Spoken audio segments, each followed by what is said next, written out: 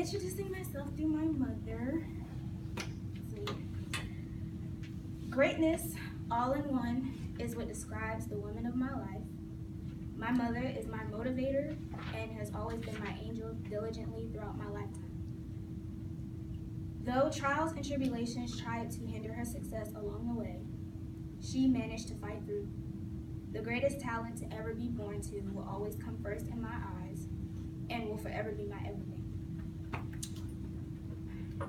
In her early life, Franita Delk, she was born as Franita Rollins, was born on April 24th, 1970 in Portsmouth, Virginia, to her parents, Frank Rollins and Cynthia Rollins.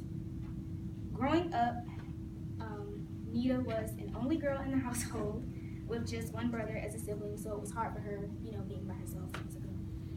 In school, she was very shy and to herself, but she always had big dreams of becoming a big-time musician. So she started early by pursuing the gift of playing saxophone. Struggling with not being the most popular, she had a hard time trying to fit in and also being teased and bullied. I was also teased and bullied in high school when I first started playing my first instrument. Well, they called me like I was a nerd or something like that, and I was bullied, and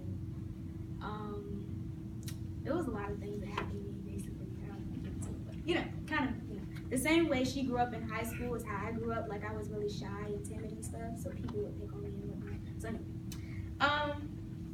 so further down the line in her high school years, being that she never overcame her shyness, my mother had a hard time adapting in high school and figured that extracurricular activities would help her furthermore blossom.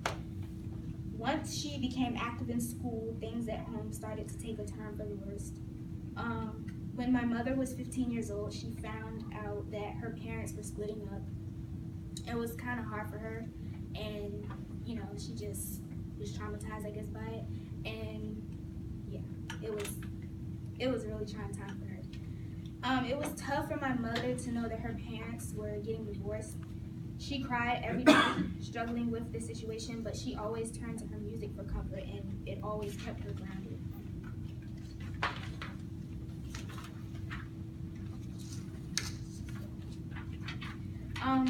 My mom's courage really overcame her. Once she got tired of seeing my grandmother struggle, she began working at her first fast food job to help my grandmother to make ends meet. My mother, working to her was well worth it, but it helped her to come out of her shell. Time went by, and soon